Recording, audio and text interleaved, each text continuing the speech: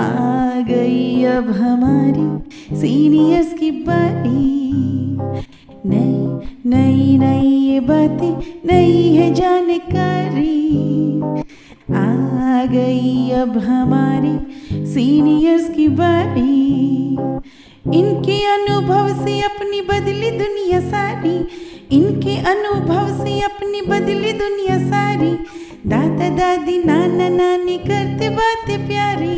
सुन लो तुम, समझ लो तुम, हाँ सुन लो तुम, समझ लो तुम। सुन लो तुम, समझ लो तुम, बात ये हमारी। खुश रखोगे इनको तो होगी खुशी तुम्हारी। नई बात है ये देखो, नई जानकारी। आ गई अब हमारी सीनियर्स की बारी। बहुत पहले सुना था दोस्तों अपने बड़े बुजुर्गों से कि 21वीं सदी कलपुर्जों का युग है, जिसको कलयुग कहते हैं। आइए कुछ पल बैठते हैं बुजुर्गों की छांव में। जो देखी है उनकी आंखों ने जिंदगी के ढेरों अनुभव, उन अनुभवों से अनुभव हम आज लेते हैं। नमस्कार दोस्तों, आप सबका स्वागत है विज्ञान प्रसार विज्ञान और प्रौद्योगिकी विभाग, भारत सरकार एवं अलगप्पा विश्वविद्यालय कराईकुडू तमिलनाडु के संयुक्त तत्वाधान में वरिष्ठ नागरिकों द्वारा प्रस्तुत एक खास कार्यक्रम श्रृंखला अनुभव में, जिसे आकार दिया है डॉक्टर आर श्रीधरन ने और मार्गदर्शन कर रही हैं कार्यक्रम की मेंटोर पूजा मुरादा। साथ ही निर्माता हैं चित्रा शर्मा और जमशेद खान, और जिसे आप सुन पा रहे हैं सामुदायिक रेडियो 90.8 FM 24 पर। औद्योगिक क्रांति के बाद दुनिया भर के देशों ने मानव निर्मित उत्पाद बनाए और अपने अपने देशों का विकास किया। फिर विकास ने गति पकड़ी और कई समस्याओं ने जन्म लेना शुरू किया, जिनमें से एक बहुत खास और गंभीर समस्या पर्यावरण प्रदूषण की है। वैसे सही मायनों में पर्यावरण का अर्थ सृष्टि में मौजूद सभी वो चीजें जिसे हमें प्रकृति ने दी है, जैसे भूमि, वायु, जल, पौधे, पशु, पक्षी, धूप, जंगल, हरियाली, खेत खलियान और भी हमारे आसपास मौजूद प्रकृति के द्वारा दी गई चीजें। तो तैयार है ना दोस्तों?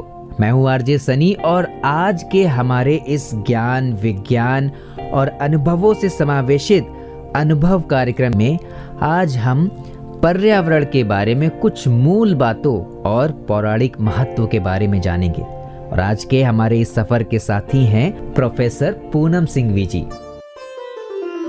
नमस्ते मित्रों, मैं प्रोफेसर पूनम सिंघवी, आशियाना उत्सव लवासा स्थित एक ज्येष्ठ नागरिक, अनुभव इस कार्यक्रम में आप सबका हार्दिक स्वागत करता हूँ। मित्रों, मैं आज आपसे एक खास बात पर वार्तालाप करना चाहता हूँ, और वो है पर्यावरण और पर्यावरण की रक्षा। मित्रों, आजकल आप तो जानते ही है, पर्यावरण रक्षा, इन बातों का बहुत ही बोलबाला है। लेकिन क्या हम सही में जानते हैं कि पर्यावरण का मतलब क्या है और उसकी रक्षा करना यानी क्या होता है? मैं आपसे बहुत तकनीकी भाषा में बात नहीं करूँगा, न कि इस्तेमाल करूँगा ग्लोबल वार्मिंग या ओजोन लेयर आदि शब्दों का, लेकिन एक सीधी सादी भाषा में एक आदमी की तरह मैं आपके सामने मेरे विचार प्रस्तुत करना चाहूँगा। मित्रों, अपनी भारतीय संस्कृति में पर्यावरण का बहुत ख्याल किया गया है, और पर्यावरण की इतनी अच्छी व्याख्या दी हुई है कि आपका पर्यावरण क्या है। हमारा पर्यावरण पंच महाभूतों से बना हुआ है। पंच महाभूत क्या होते हैं? पंच महाभूत, पंच मतलब पाँच, महा यानी महान, विशाल, और भूत मीन्स एलिमेंट्स, घटक। ये पांच घटक मिलकर के हमारा पर्यावरण बना हुआ है, और इसी के अंतर्गत हमारा सबका चल अचल सृष्टि का, जीवित अथवा मृत घटकों का, न कि केवल इंसान का, लेकिन ज़मीन, पहाड़, वृक्ष, जंगल, इन सभी चीज़ों का उसमें समावेश होता है, उसमें अंतर्भाव होता है। कौन से है ये पांच महाभूत, पंच महाभूत? एक तो पृथ्वी वसुंधरा, पूरा विश्व वसुंधरा, जिस पर हम सब खड़े हुए होते हैं, हमारा जीवन चक्र चलते रहता है। और अगर पृथ्वी नहीं होती तो न ही हम यहाँ पर चल पाते, न ही यहाँ जन्म मृत्यु का एक चक्र चलता, न ही यहाँ कुछ पेड़ पौधे होते, न पहाड़ होते, न समंदर होता, न जल होता। तो पृथ्वी हमारे अस्तित्व के लिए ज़रूरी है। दूसरा है आपका मतलब होता है पानी, इसमें समावेश होता है आपका समंदर, वैसे ही नदियाँ, दूसरी झीलें, सरोवर आदि सब का। पानी अगर नहीं होता है तो भी यहाँ का जीवन चक्र नहीं चल सकता है। पानी की ज़रूरत न कि केवल इंसान को होती है, बल्कि सभी वन्य प्राणी, चिड़िया, पेड़ पौधों, इनको होती है। तीसरा होता है तेज, मतलब प्रकाश, ऊर्जा, जो हमें सूरज से मिलती है।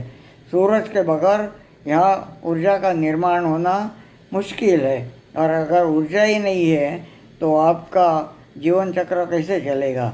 चौथा है वायु, मतलब हवा। हवा का मतलब खाली ऑक्सीजन या प्राणवायु नहीं है, तो इसमें दूसरे भी जो घटक है, नाइट्रोजन है, कार्बन है, इन सब का समावेश होता है। ये सब मिलकर के हमारी हवा होती है, और हवा नहीं हो तो भी हम जीवित नहीं रह सकते। और पांचवा मित्रों, आकाश, आसमंत, हमारे ऊपर जिसका छत है वो आसमंत। ये 5 तत्व जो है ना, ये मिलकर हमारा पर्यावरण होता है। और इसमें से अगर एक भी तत्व नहीं होता है, एक भी घटक नहीं होता है या प्रदूषित हो जाता है, तो हमारा जीना मुश्किल हो जाता है। अगर इनमें से एक भी कोई नहीं है तो सृष्टि ही नहीं जीवित रह सकती, और वो अगर प्रदूषित होता है तो हमारा जीवन चक्र बदल जाता है। मित्रों, उनकी भूमिका, महत्व तथा कार्य, ये इस पर ही सृष्टि चक्र और निर्भर होता है, चलते रहता है। निर्मिति, संगोपन तथा वृद्धि और विघटन, ये जो जीवन चक्र की 3 प्रमुख घटनाएं हैं, ये सभी उन्हीं के तहत चलती रहती है। और अगर उनमें से एक भी घटक नहीं होता है तो यह चक्र बंद हो जाएगा। साहजिक है कि उनकी रक्षा करना हमारा कर्तव्य होता है। मित्रों, आज तक हमारे अर्थशास्त्री यूँ कहते आए हैं, और सभी अर्थव्यवस्थाओं का एक मूल तत्व होता है कि हमारी बुनियादी ज़रूरतें क्या होती है, बेसिक नीड्स ऑफ लाइफ।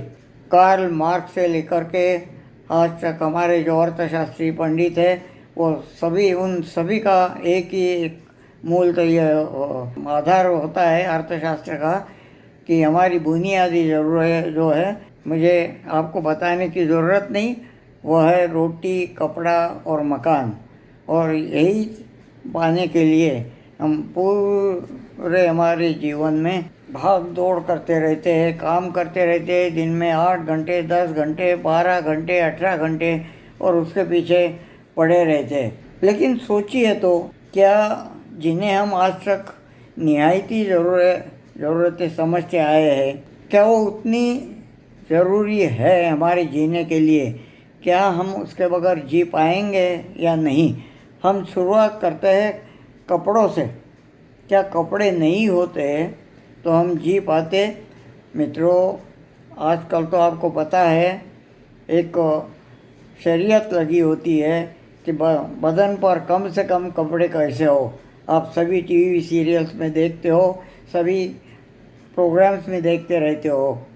मतलब मित्रों, आदिमानव को कहाँ पता था कैसे कपड़े बुने जाते हैं, कैसे कपड़े सिए जाते हैं, फिर भी वो जिंदा रहता था। हम आज उसी के वंशज हैं। कहाँ प्राणी मात्रों के बदन पर कपड़े होते हैं, वो भी तो बगैर कपड़े ही घूमते रहते हैं। चिड़ियों को कहाँ कपड़े होते हैं उन्हें, फिर भी वो जिंदा रहती है। और मानव का ही विचार करें तो मित्रों, आज करोड़ों लोग ऐसे होते हैं जिन्हें अपना पूरा बदन ढकने के लिए कपड़े नहीं होते।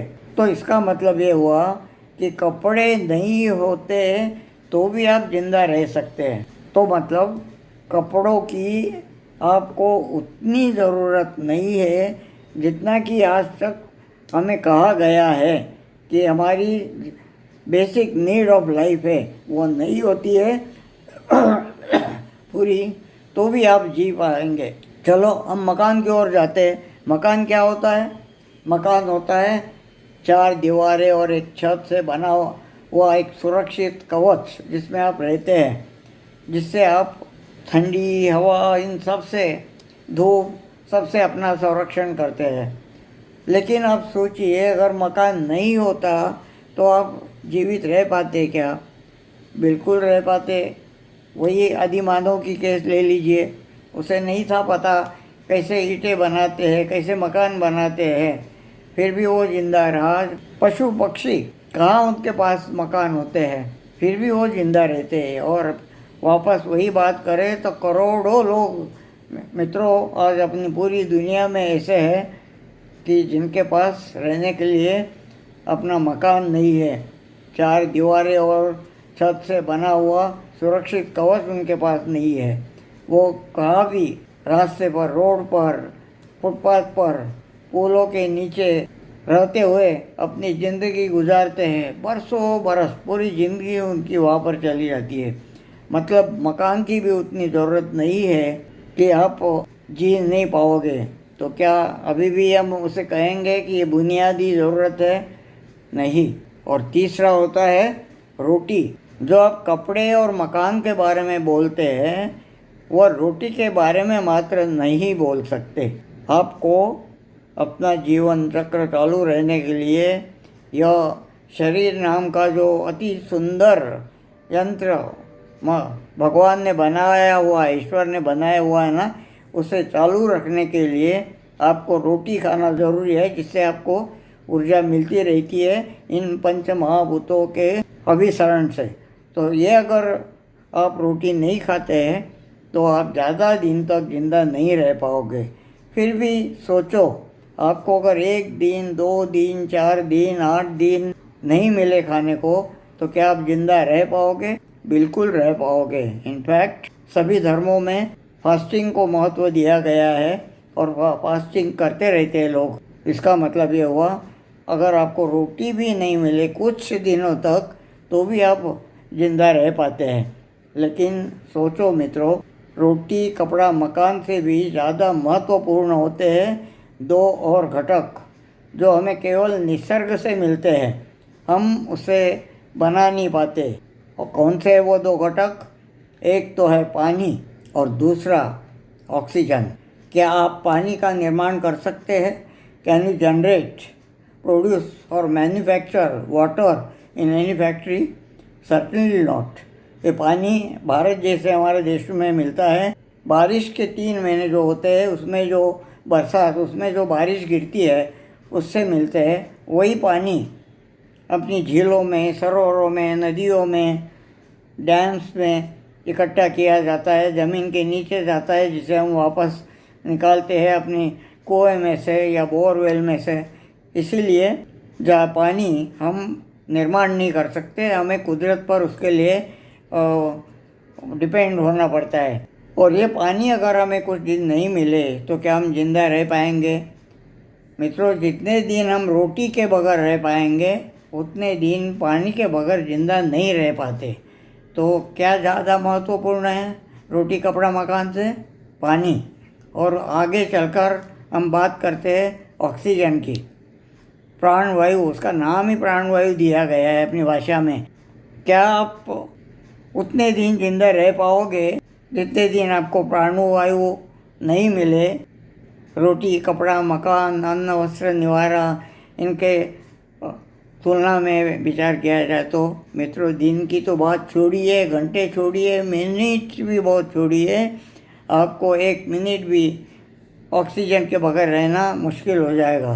क्योंकि ये ऑक्सीजन की वजह से हमारी श्वसन क्रिया चलती रहती है। जो हम हवा अंदर लेते हैं उसमें से जो ऑक्सीजन है, प्राणवायु है, उसका अभिसरण हमारे खून से होता है और खून शुद्धि होती है। इसके लिए हमें ऑक्सीजन मिलना बहुत ज़रूरी होता है। अब सोचिए, क्या आपको पता है दिन में कितनी बार आप सांस लेते हो और सांस छोड़ते हो? कम से कम 22,000 वक्त एक आम आदमी दिन में कम से कम 22,000 वक्त सांस लेता है और सांस छोड़ता है, और जो सांस लेता है उसमें से वो ऑक्सीजन जो है वो उसके खून के साथ अभिसरण उसका होता है और दूसरे वायु जो है वो वापस छोड़े जाते हैं।